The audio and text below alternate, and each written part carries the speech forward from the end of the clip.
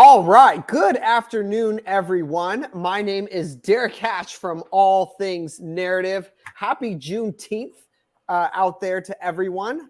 Hopefully you are getting to just have a nice day, whether you have to work today or whether you get to relax at home. Whatever it is going on, I hope you are doing well. And thank you so much for joining us here for this live stream, or if you are tuning in later, thank you so much for stopping by as well. And this is E3. And so if you want to continue to get these live streams and to stay connected with all these different things that we do for entrepreneurs and businesses, please make sure that you subscribe. You can join our Facebook group right here. And there's some of you might be watching on YouTube. You might be watching on LinkedIn. Wherever you're at, find a way to connect with us. And today, as you can see, it is just me and Johnny. We're just hanging out and we're just going to have a good time, right? That is right. That is right. So thank you very much, everyone, for tuning in, like Derek said. And we want to thank everybody that is part of the team. Although they're not here with us today, I know that they had prior arrangements. So I want to thank them because every other Monday they make the effort to be here. So thank you, everyone. Yes, yes. Okay. So you ready? Ready to have some fun? Of course. Take the lead. Let's have some fun.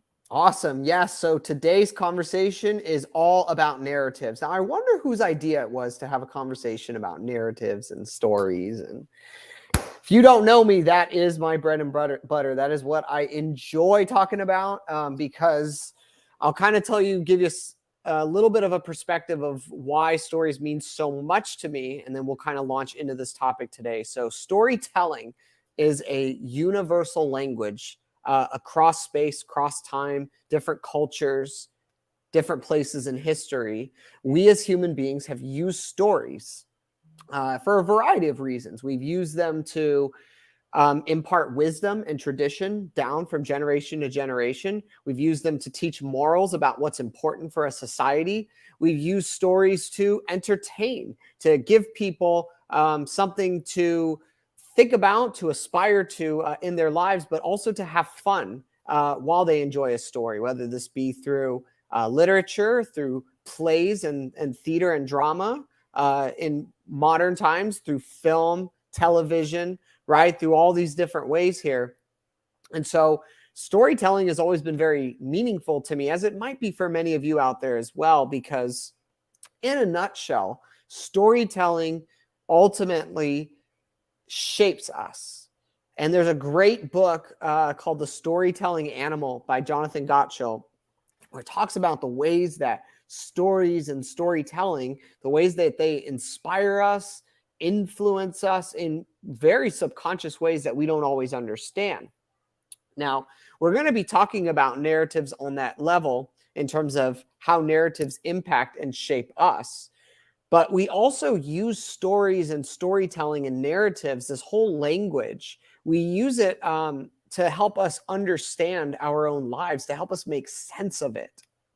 So these narratives, sometimes we call them self-narratives, right? What is the narrative that you are inwardly, and you might know what I'm talking about here, the narrative that you're telling yourself about who am I, why am I here, what is my place in the world, what am I going to do and how am I going to do it, right? So these self-narratives, they are shaped by the stories and the narratives around us.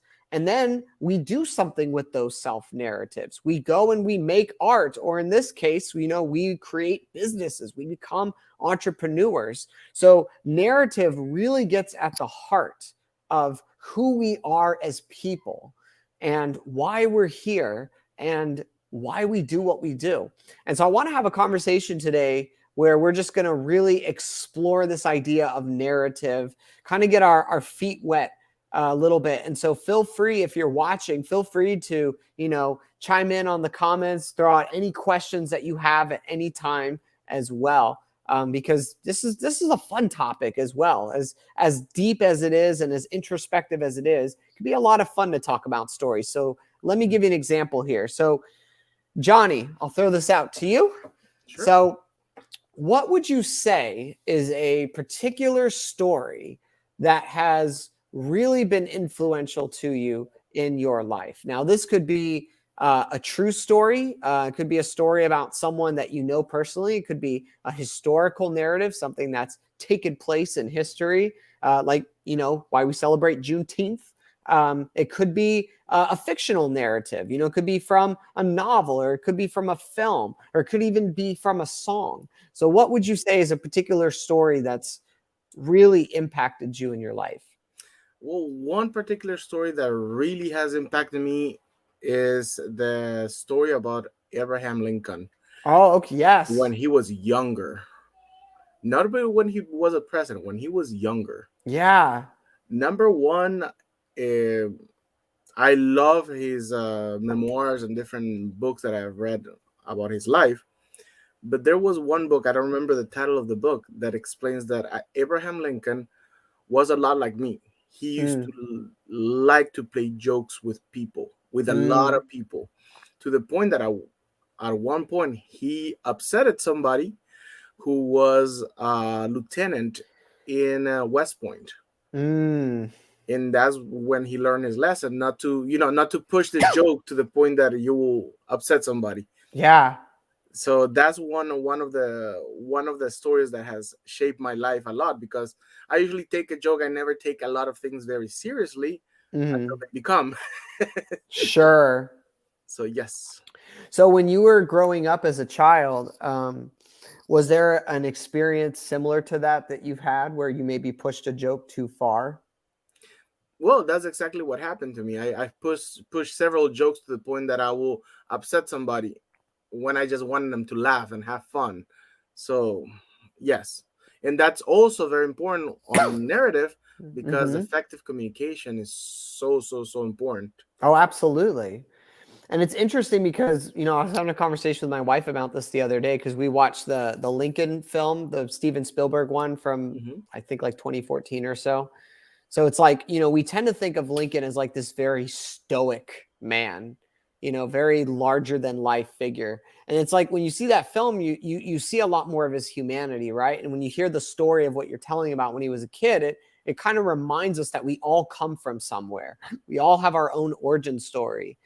And it's interesting because, Aaron, I actually, as you were saying it, it's very ironic that this person from history that we tend to think of as very stoic and serious all the time, very much had this funny side to him.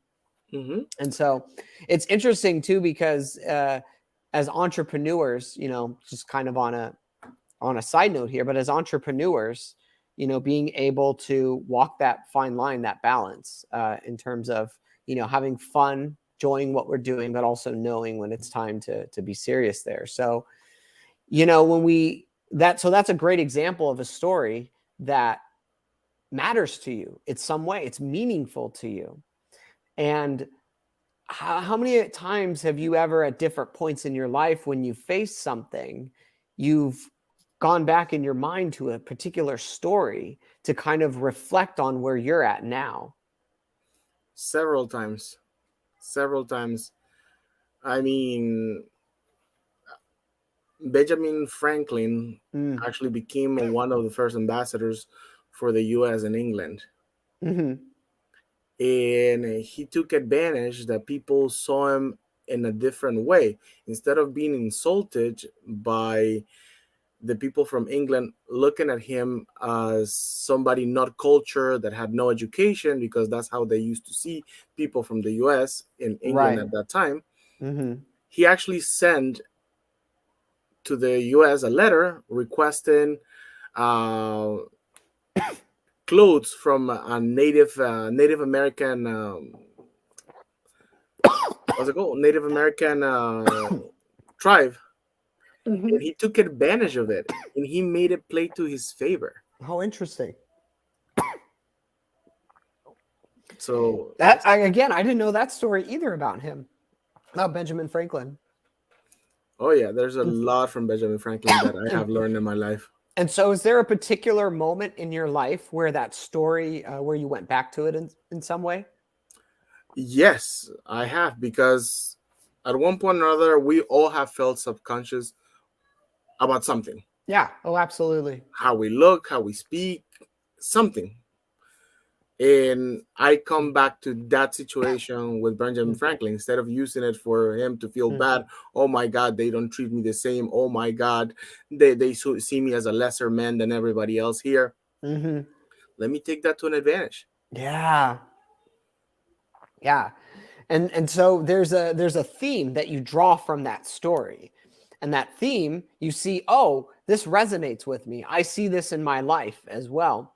So this is what we're doing here. This is what I try to help people to do with their lives. I try to engage people through stories and storytelling in order to talk about their lives in different ways, right?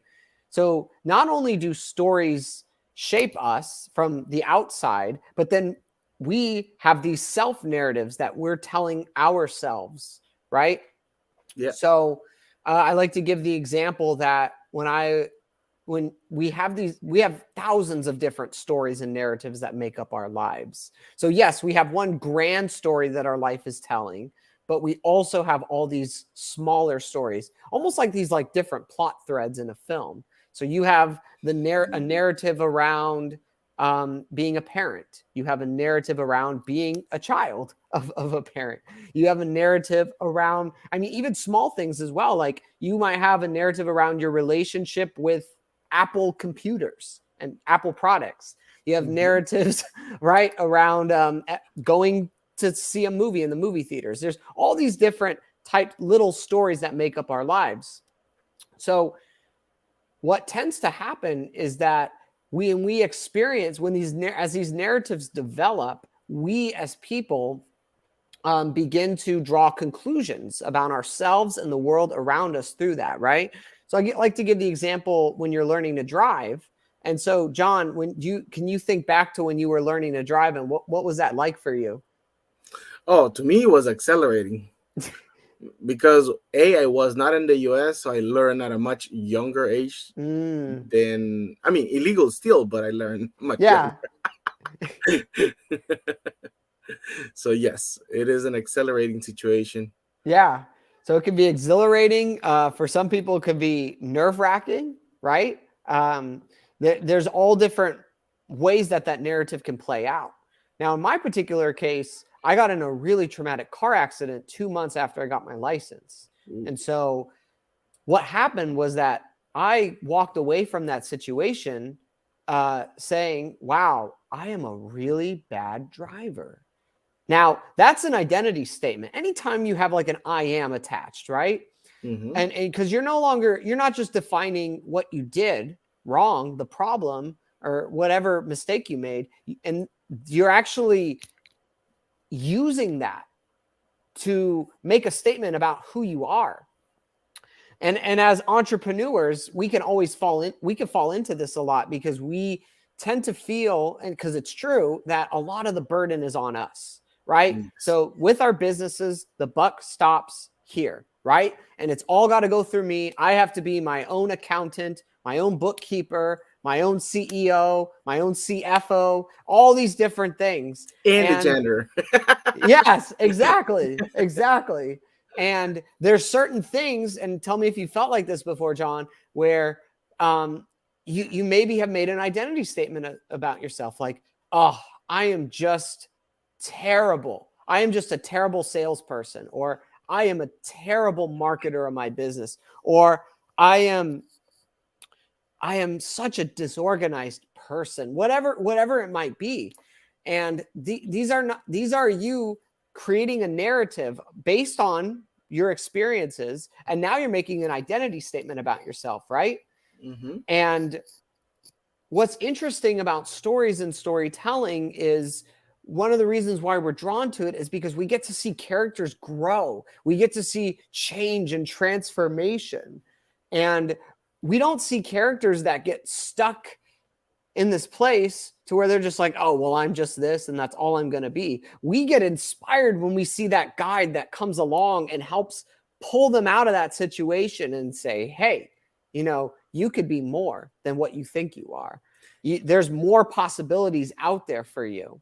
And so in my case with the driving, that identity statement led to choices that I would make based on that. So for example, if I believe I'm a bad driver, then I might be afraid to rent a car or to borrow somebody else's car. Or to even drive your own car. Yeah, it took me a while to be able to even drive, period.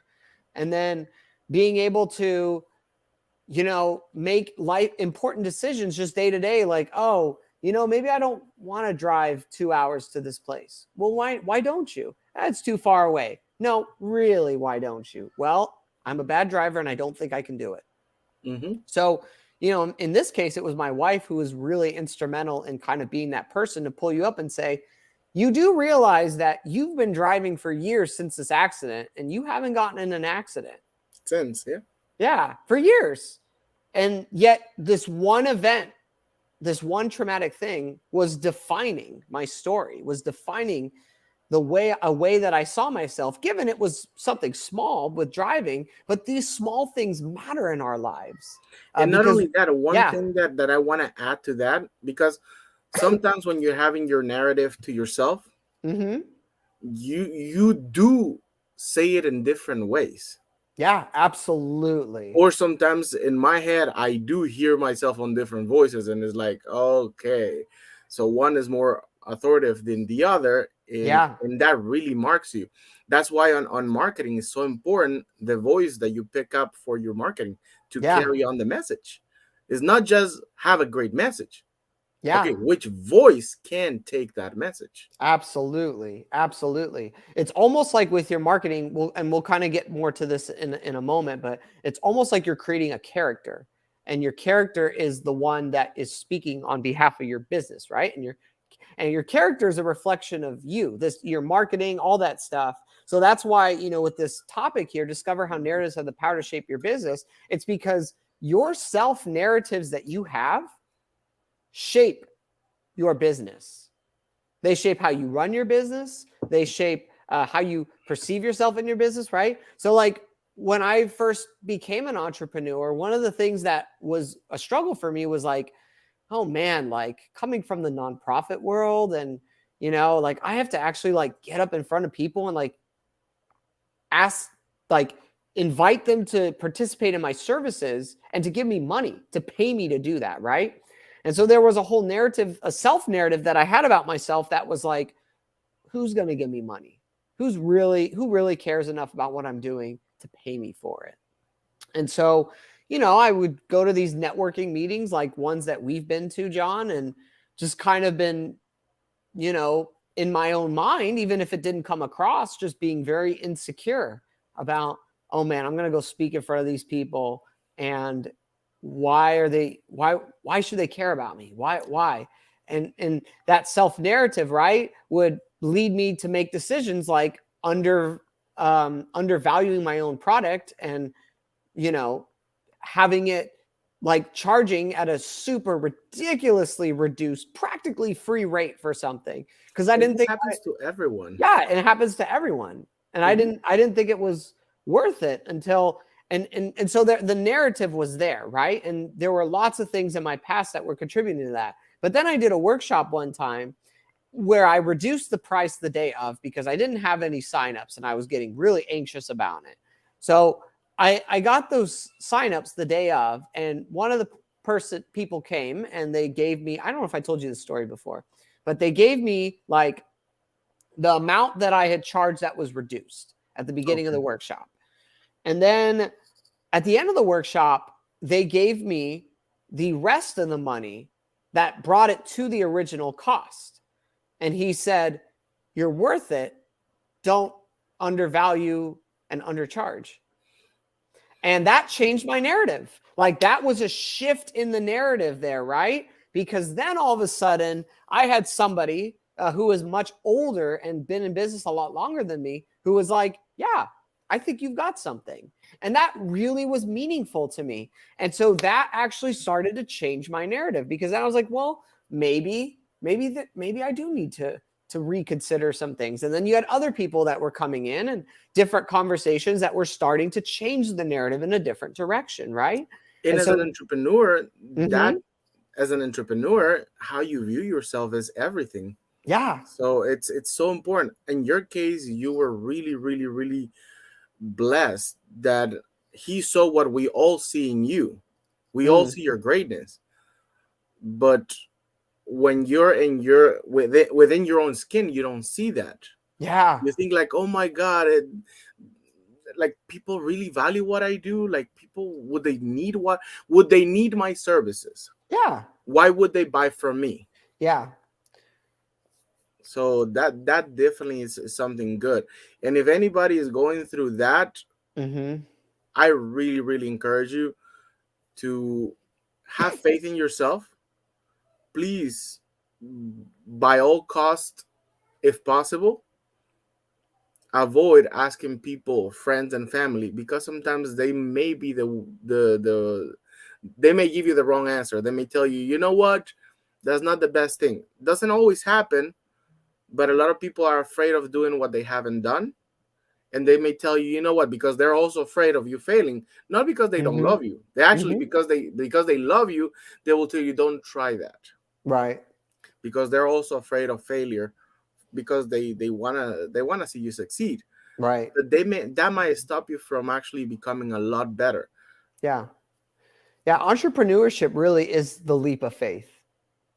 You know, you're going out there, you're bringing something new into the world, and you have no idea how it's going to turn out. But when you go out there,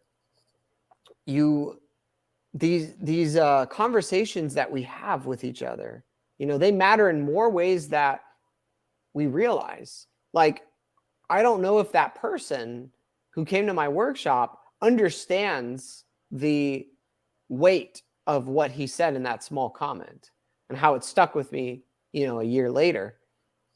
We For years to don't, come. because we're all, every single one of us, we're all walking around with our own self narrative. So we can have a lot of empathy for one another because of that, because we're able to go, okay, like when John is speaking right now, I know he's speaking out of a narrative that brought him to this moment, right? So it's why, you know, we shouldn't be surprised or caught off guard with things people say if we take the time to say, okay, that person is saying that from somewhere. It's coming from somewhere, right? Mm-hmm. And so one of the things that a lot of these ideas as entrepreneurs, for example, can come from in terms of like insecurity, undervaluing, right? All these different things is the comparison game. Ooh, Because yeah, that's a tough what game. because what we do is we take our story, our personalized, unique life story that everyone has, and we say, why is it my story like his? Why is it my story like hers?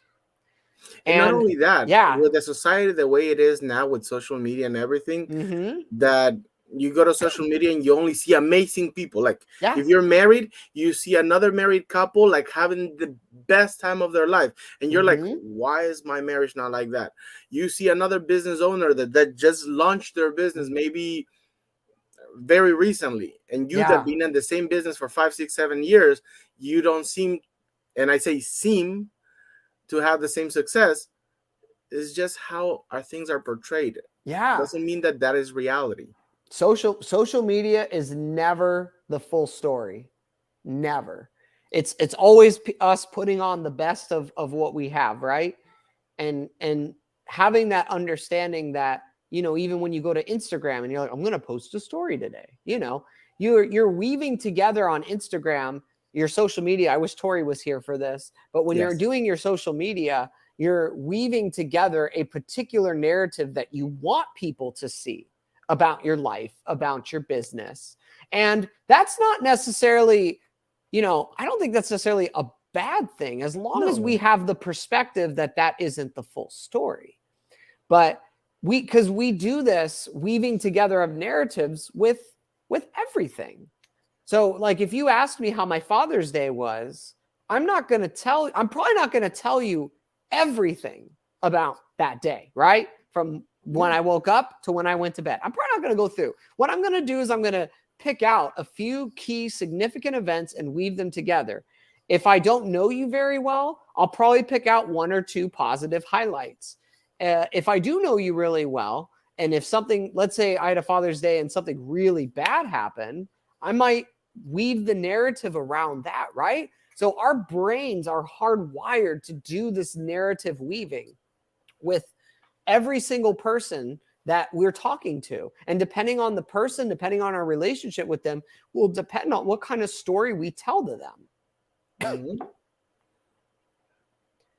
And again, we do this personally, but we also do this in our businesses as well.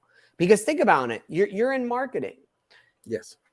One of the key questions that you ask people that you work with is, who is your ideal client? Oh yes. Right? And people get stumped at that one. Yes. Mm-hmm. They get like, well, everybody that has a pulse and breathes. Mm-hmm. Unless they're a funeral home, and then there's the opposite. Everybody who doesn't, that's our people there. Yeah, or everybody who has money, or everybody who Yes. cares about their health, right? So what's interesting though is that with marketing, what you're essentially doing is you are choosing an audience, and this is something that storytellers do, right? So there's no storyteller. I'll argue that there are story producers, but there's no storyteller that says my story is going to be for everybody and everyone out there, right? Now there's a lot of producers in like the film industry that'll be like, we need to make this story as, you know, universally acceptable as possible to everybody, the lowest common denominator. And not to get you off topic, but watch what's happening with Disney.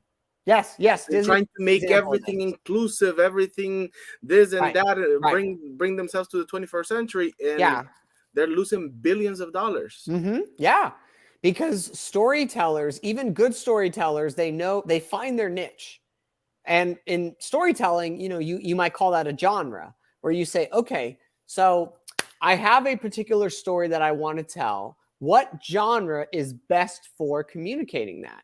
Does it need to be a horror? Does it need to be action? Does it need to be a Western? Does it need to be a romance? And then on top of that, once you figure that out, what age group is it going to be? Yes, exactly. So is this a PG Western that kids can see, like Rango? Is this going to be like a hard R Western with the superhero genre like Logan? So this is what storytellers do. And so what we can do in our lives and in our businesses is we can apply what storytellers do to what we do. Even if we don't think of ourselves as, oh, well, I don't write novels, I don't make films, I'm not a storyteller. Well, we're all storytellers because we're all living out a story. We're telling a story through our lives. So when you have, as an entrepreneur with your business, when you have your niche market, that's almost like your genre there. Like, okay, so my audience is going to be, I don't know. Let's say, for example, I know that I'm going to start a golf Instagram. Like, I'm just going to go and, you know, show me like playing and all that stuff. Now, if you want that to be successful, you're not going to just go like, okay, well, this is for everybody. Everybody loves golf, so everybody's going to love my Instagram, right? No, that's ridiculous. And not only that, even choosing what platform you're going to go to. Yes. What vehicle are you going to use primarily to tell your stories, right? That's good. So you figure out, you know, with the golf people, where are they? Are they on Facebook? Are they on Instagram? Are they on LinkedIn? That'll help me find the vehicle. And then, okay, so are the people primarily in golf, are they, you know, what, are they in their 20s? Are they teenagers? Are they in their 40s, 50s? What hashtags do they use? What places do they like to hang out? Yeah, exactly. You ask questions about that. You have the income situation. Yes. What's the income? Can they afford? Can they actually even want to try it out? Because there's so many people that maybe have not done it in the past. Like, I've done golf 1 or 2 times, and I know I'm horrible at it. That's my story. Yeah, me too. I'm right there with golf, you. I'm pretty good. Yeah. No, you're exactly right there. And then you're gonna weave the narrative of your social media based on what you know about your genre, your niche, all that kind of stuff.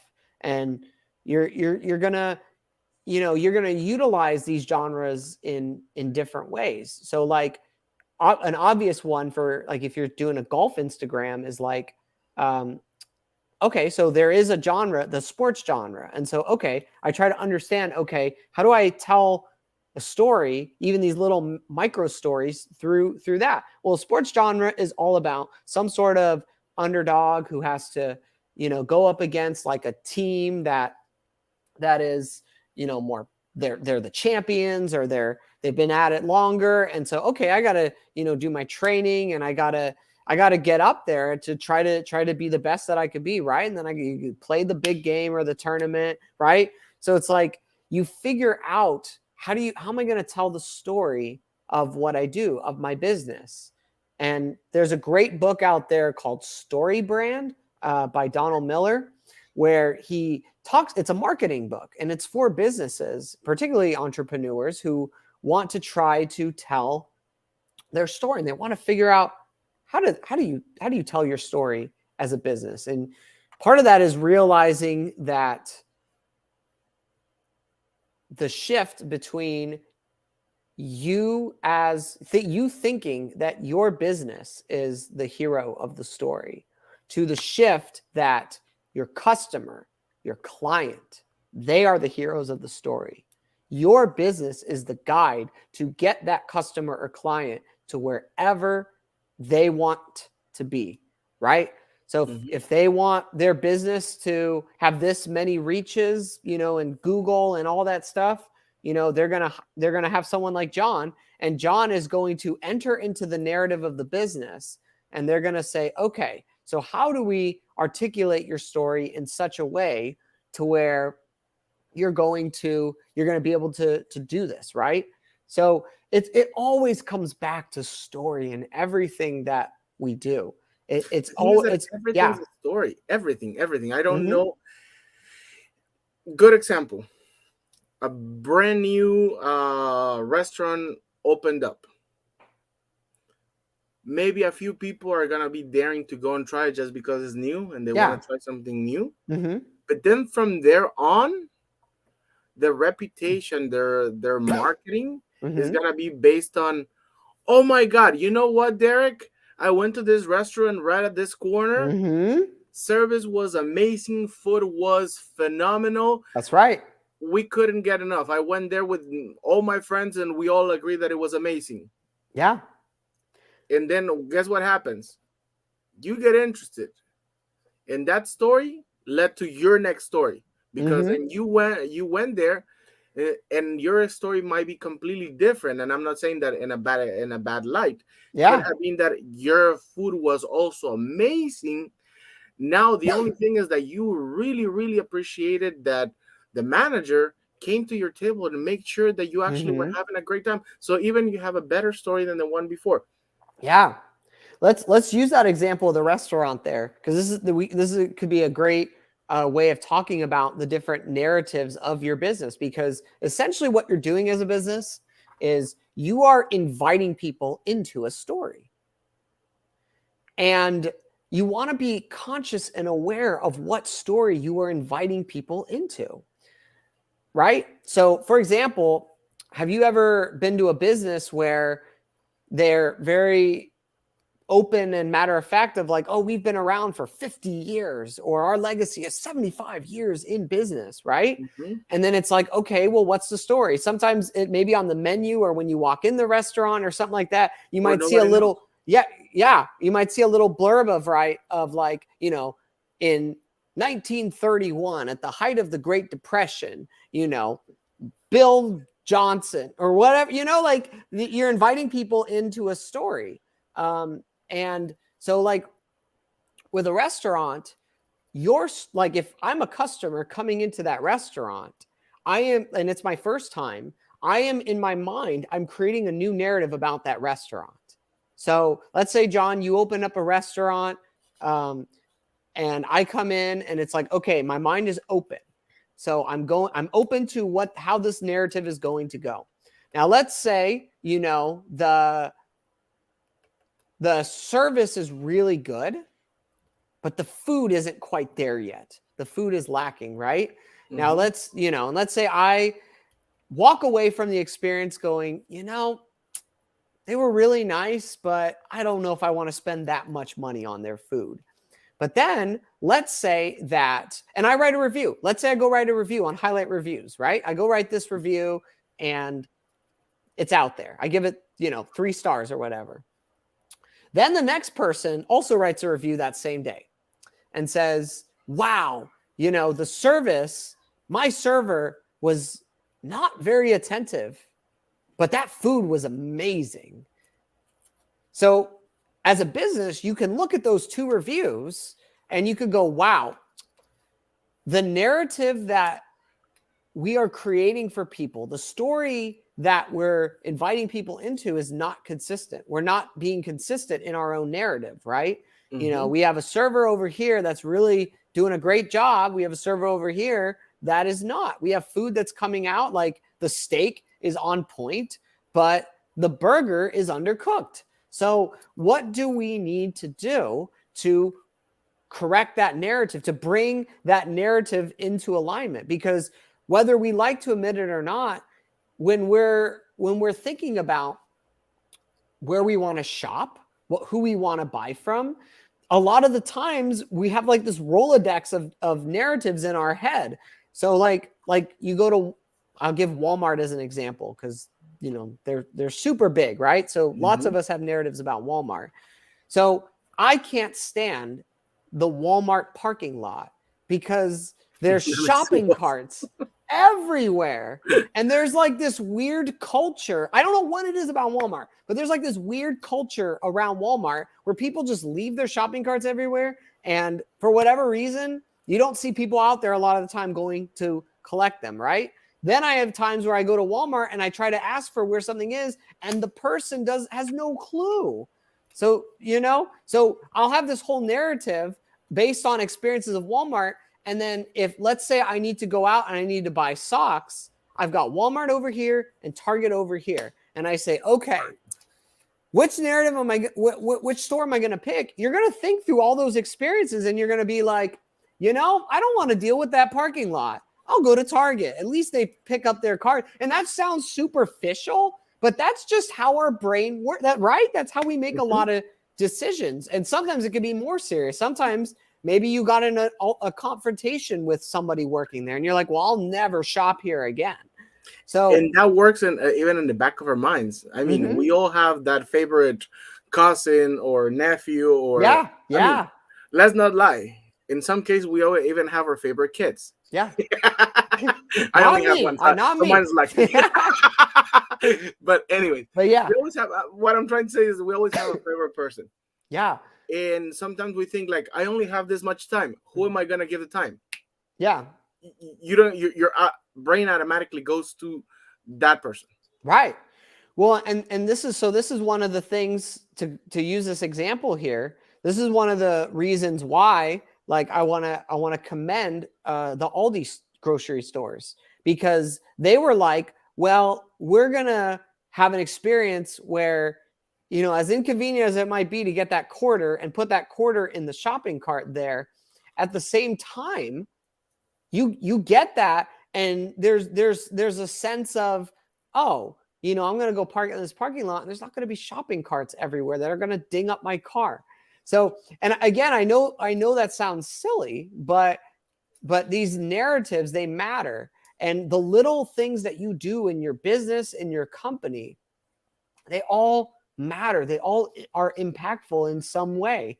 And so whether it's the language on your website, whether it's the emails that you send out to people, whether it's what you say in a networking group or your pitch or your video content, your social media. What was that? Oh yeah, how you pick up the phone. Yes. I remember when I was just starting, because before doing all the marketing and everything, I used to do a lot of work on the phones. I remember people telling us, coming to train us, and it's so true. Even if you have to fake the smile, put the smile on and say, hello, thank you very much for calling such and such. How can I assist you today? You see, I put my smile on, but I'm gonna say the same thing without smile. Right. Hello, thank you for calling such and such. How can I assist you today? It was still friendly, Mm-hmm. but the tone completely changed. Yeah, absolutely. So it's really really important how you put the voice and what you're saying next. That's gonna impact people to want to be part of your brand. Yes, because to be part of your brand is to be part of your brand's narrative. So, my challenge out there for entrepreneurs who are listening to this is, so what story are you communicating? What story are you inviting your customer, your client into? And we tend to get really drawn into those kind of businesses. So like you remember way years back, do you remember a company called Tom's Shoes? I for some reason something comes into my head, but it's not quite clear. So So here's how Tom's Shoes blew up, and it's brilliant. They said, okay, every time you buy a pair of shoes from us, we will donate a pair of shoes to a third world country. yes, I remember Right? them now. Yes, that I And remember. Tom's Shoes blew up because there was a story that they invited people into. Like, wow, so you're telling me that I could spend money on shoes, even if they're, you might be thinking, oh, they're a little pricier than what I would have spent. But if I buy these shoes, you are Somebody, going to give another pair of shoes to somebody in need. That's a great story. I'll do business with you. and look, I didn't quite remember, but the second that you said the story, I remember them right away. Yes, yes. The stories stick. They stick with you. And when a brand takes the time to communicate that story, and even in small ways as well, like even like your tagline, your mission, your vision, your values, all these things that you create for your business, right? And maybe you don't always talk about those things outwardly, but you know them here. All those things are a part of shaping that story in some way. Mm-hmm. And once you have that story out, I'm gonna ask you because you're the professional on storytelling. Yeah. Once you have people fall in love with your story, what should be the next step? Well, I'll give a caveat to that as well, that our story is something that it's an ongoing journey Thank in you. learning our story and learning how to tell it. So this is something that, and even, I try to be transparent with people about this as well, is like everything that I ask people to do and talk about and preach and all that stuff, it's stuff I have to do with myself as well, because you have to be transparent that as a storyteller, you're always learning how to do it better. It's a skill, it's an art form. And so you are always working on how do I best tell my story. And it's nice to get out of our heads and to be able to talk with other people. Like conversations, like I remember like having conversations with you and Michael and Denise at networking. And it's just so good to get outside your head and to hear others' perspective on your story, on your narrative. And so my encouragement, I just a couple thoughts as we're kind of starting to wrap up here. So an encouragement that I have for you is, if you haven't done the work of figuring out your story, both personally and for your business, because both are very important and they both feed into each other, as we've shared about here, take the time to do that. Take the time to be able to even just writing out your story is incredibly therapeutic. So I've created a coaching program based on my background is in narrative therapy, which is where we're using storytelling in therapeutic ways to engage our lives. So I created a coaching program where we go through the journey of your life and we kind of help to straighten that out and giving you tools, even long after we work together, tools that you can continue to use through your day-to-day life in order to think about your life as a story and to be conscious about making sense of your experiences, your identity, your relationships, your purpose, all these things through stories and storytelling, because all of that leads to story living. So that's one thing, right? Is getting your story straightened out. And then the next thing I would say as well is, okay, it's important to take a pulse. It's kind of like what I was saying earlier, to figure out, okay, where is our story in need of direction, in need of clarity, in need of growth and movement and all these different things. So for example, one of the things I've done with different companies is to be able to sit down with a team of people and to be able to, first off, say, okay, do you guys understand the story of your business? Do you understand how you got here? Do you understand the story you're currently inviting people into? And do you know the legacy, the story that you want to continue to have for your business long after many of you might even be gone? So being able to take that pulse there. Yeah, go ahead. No, I was just going to say, a lot of business owners, maybe if they know it, they undervalue it, or if they don't know it, they just don't know what they don't know. It creates such a sense of pride for employees to know that they're working for a company that is doing something amazing, or has been there for so long. And it helps you shape your culture, and it helps you shape the minds of people, because they start taking care of the customer because they feel part of the legacy. Like you said, part of the story. Yeah. I mean, there's a crazy statistic from Harvard that I think 71% of business owners say that that employee engagement, like, right, that healthy company culture is critical to their business's success. But so 71%, but only 15% of the, at least in America, the American workforce is actively engaged in their job, in their role. And active engagement could mean like you're all in with your company's mission. You're going above and beyond. You're doing the best of your abilities, right? Only 15%. Because how many people are just there to get a paycheck, or how many people are just there like, oh, I'm just waiting for something else? And I'm telling you, if you take the time to take a pulse to see, how do I better engage people? And part of that might be that your team is not connected with the story. They're disconnected in some way. Sometimes that could be their role. Maybe sometimes the character that they're playing, that role in the story, is one that it doesn't align. It doesn't fit with who they are. And so maybe there's a different role that needs to be there. Maybe that person might not even need to be there. Right. Mm-hmm. And so, but being able to have healthy conversation about your company's culture and about the story that we're engaged in. And we haven't even gotten into this yet, but this is also huge for problem solving, to use narrative practices to be able to figure out, okay, how am I going to solve this problem? And it's amazing when I've been in a group of people where they lay a problem out and I'm like, okay, the solution's in this room. And it's not going to come from me because I don't know your business the way you do. But I can poke around a little bit and ask some questions that I think could help us get somewhere.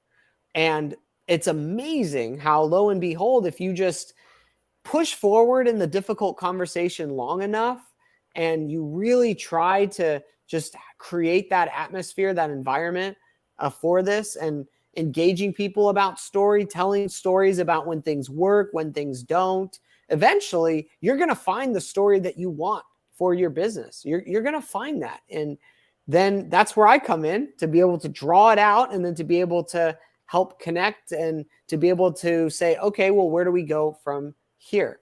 And so if you do want to learn more about that, then please connect with me. You can find me on allthingsnarrative.com. You can email me directly, Derrick@allthingsnarrative.com. And just, I do these free 30-minute consultations where we just can sit down and talk and can hear a bit of your story. And if there's anything that All Things Narrative can do, because we ultimately as a business exist to be your guide in all things narrative, whether it's the narratives you have about yourself, the narratives that are shaping, influencing you. So we do that through storytelling education, helping you understand that. Whether it's your own business and your company narrative, and what story do I want my business to tell, and what story are we inviting people into, what story is our team members are a part of, and are we living the kind of story that we want to, and are we living it in a meaningful way? So John, do you have any kind of final thoughts or anything that you kind of want to share to wrap it up? Well, the one and only thing is the same thing you mentioned, which is hiring a professional. In this case, Derrick is amazing at what he does. But why do I say hire a professional? Number one, he's thinking or she's thinking outside the box. And because they're professionals and they have dealt with this so many times, they will get to the bottom of the issue much quicker than you would. So it's going to save you time, save you headache. And on top of that, it's going to give you the positive outcome that you're looking for. Right. So don't hesitate to take advantage of that consultation that Derrick has. 30 minutes can really switch a lot of the paradigms that you have in your business or in your personal life. Yeah, absolutely. Absolutely. And again, thank you, John, for that. And there's definitely a lot of things that you can check out at allthingsnarrative.com, different workshops, different programs, different services we offer. We even have a podcast for all my people who just want a freebie. Which is really good. So, thanks. So podcast is meant to whet the appetite for story, right? For all things narrative. You go, wow, this narrative stuff is pretty cool. And it can be pretty life-changing. And I believe that, and I know that's true because that's been the case for my life and the life of my clients and the many people I've had the pleasure of working with. So, John, thank you so much for allowing us to have this discussion on narrative shaping us, shaping our businesses. And yeah, anything, last things before we wrap up? We're all set to go. We just want to wish you to have a fantastic Monday. If you're not working, go and have a great barbecue. Yes. And if you haven't had barbecue yet and you're vegan, have great veggies. Yes. All right. Something great. All righty, everyone. Goodbye till not this Monday coming up, but the next one. 2 Mondays from today. Thanks, everyone.